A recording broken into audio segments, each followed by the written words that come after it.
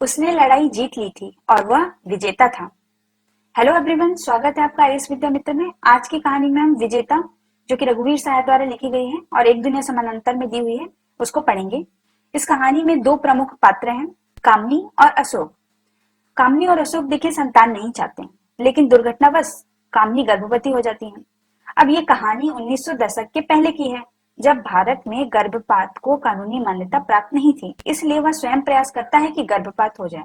तो पहली बार उसको कुछ पीने के लिए देता है, जिसकी वजह से 2 दिन तक कामनी का शरीर जलता रहता है, जैसे किसी अंगीठी में आग लगा दी गई हो।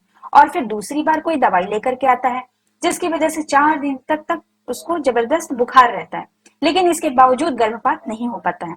अब वह तीसरी बार कहता है चलो डॉक्टर के पास। तो कामनी कहती है मैं अब तुम्हें कुछ ना करने दूंगी। अशोक कहता है बेवकूफ, अभी तो उसमें जान भी नहीं पड़ी। कामनी ने कहा पर वह है एक चीज थी जिसे तुम नष्ट कर देना चाहते थे, और वह नष्ट नहीं हुई, यह प्रमाणित करते हुए कि वह है। मैं जानती हूँ कि वह है, और 2 बार तुम उस पर आक्रमण कर चुके हो और यह उन्हें बचा गया है। कितना विरोध किया होगा उसने, कामनी ने सोचा और तरस खाकर अपने पति की ओर देखा। मैं जानती हूँ कि तुम उससे ज्यादा ताकतवर हो, पर तुम हार गए हो। अब तुम रहने दो, उसने कहा, क्योंकि उसका होना आरंभ हो गया है। मन में जोड़ा, वह होगा और तुम्हें क्षमा कर देगा। कामनी का कहना है कि अगर उसका अस्तित्व नहीं होता तो फिर वो कैसे जिंदा है, और मुझे महसूस भी हो रहा है कि वह है। ये उसको 2 बार दवाई देने के बावजूद भी वो जीवित है, तो कहीं ना कहीं अब उसको दूसरा मौका, तीसरा मौका मिलना चाहिए कि वो अब इस दुनिया में आए। कामनी का ये तर्क है।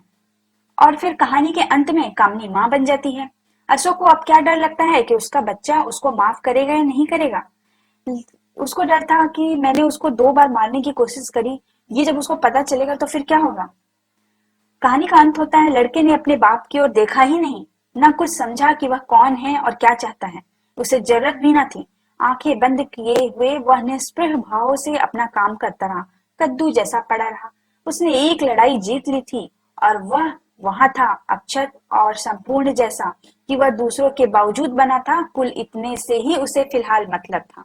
अब आप समझ गए होंगे कि किसने लड़ाई जीत ली थी और कौन विजेता था। यह बच्चा जो है यहाँ पर विजेता बनकर के सामने आता है।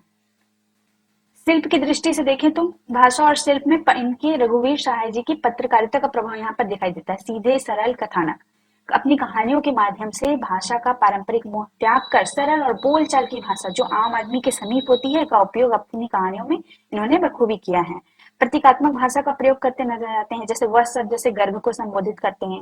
अपनी लड़ाई जीत ली थी, वह विजेता था, ऐसे शब्दों का इस्तेमाल किया गया है। और साथ ही साथ गहरे सवाल भी उठाते हैं कि माता पिता और अनचाही संतान के बीच का संबंध क्या सरल और सहजता के धरातल पर पहुंच सकता है। जैसा कि अंत में अशोक को लगता है कि क्या वह मुझे माफ कर सकेगा, क्षमा कर सकेगा।